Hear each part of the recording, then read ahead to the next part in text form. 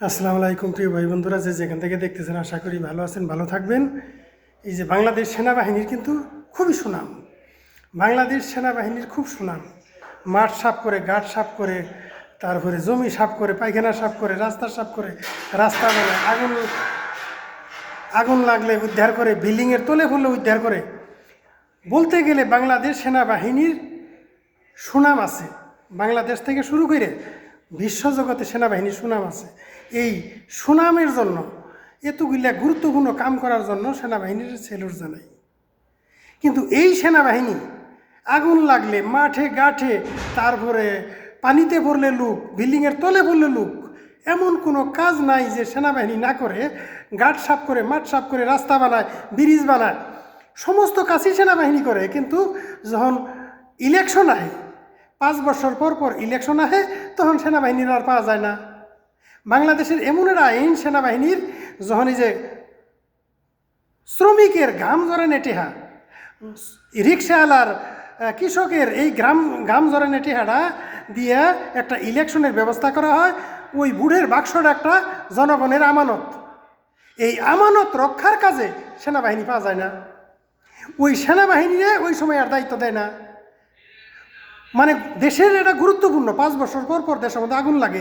এই আগুন থামানোর জন্য বিশ্বাস করে বাংলাদেশের জনগণ, বাংলাদেশের যারা প্রবাসী আছে, যারা খেতে কাম করে, গার্মেন্টস আলা, কৃষক, প্রত্যেকেই বিশ্বাস করে সেনাবাহিনীরে বিশ্বাস করে। সেনাবাহিনীর এটা ডাকে বাংলাদেশের জনগণ জাফাই করবো, মরতে শিকার আছে।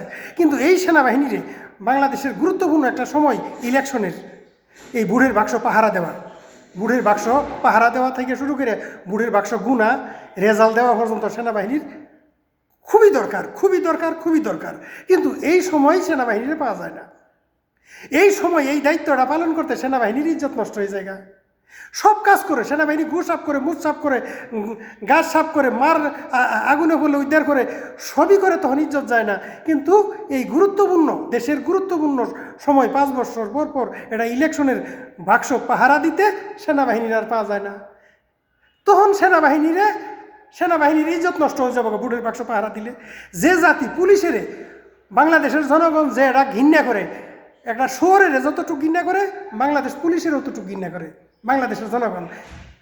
এটা দেহেন প্রমাণ, বিশ্বজগতে প্রমাণ বাংলাদেশের জনগণ। কিন্তু বিশ্বাস করে স্যালুট জানায় সেনাবাহিনীরে। এই সেনাবাহিনীরে পাওয়া যায় না ইলেকশনের সময়। ডক্টর ইউনূস সাহেবের কাছে অনুরোধ করবো, এমন একটা আইনের দরকার বাংলাদেশের সেনাবাহিনী যেন সবসময় থাকে। পুরা ইলেকশনের দায়িত্বটা যেন সেনাবাহিনীর কাছে থাকে।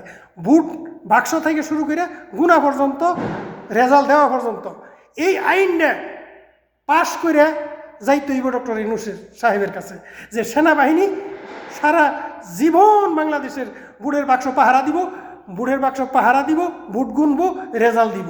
পুরা দায়িত্ব সেনাবাহিনীর, পুলিশের উপরে না। পুলিশের ঘৃণা করে, একটা শহরের যেমন ঘৃণা করে, একটা ওই পুলিশের এমন ঘৃণা করে বাংলাদেশের জনগণ। বাংলাদেশের জনগণ এটা পুলিশের কি ধরনের ঘৃণা করে, এইটা এই জুলাই আন্দোলন যে সময় থেকে শুরু করে মানুষে বুঝে যে কী ধরনের ঘৃণা করে। তাই সেনাবাহিনীর স্যালুট জানাই, সেনাবাহিনী যেন এই দায়িত্বটা পালন করে। এবং ডক্টর ইউনূস সাহেবের কাছে অনুরোধ, এটা পাশ করে যাইতে হইব। সেনাবাহিনী সারা জীবনের নিমিত্তে এই বুড়ের বাক্স পাহারা দিব। তারপরে ইলেকশনের পুরো দায়িত্ব থাকবে সেনাবাহিনীর কাছে। ভিডিও লাইক দিন, শেয়ার দিন।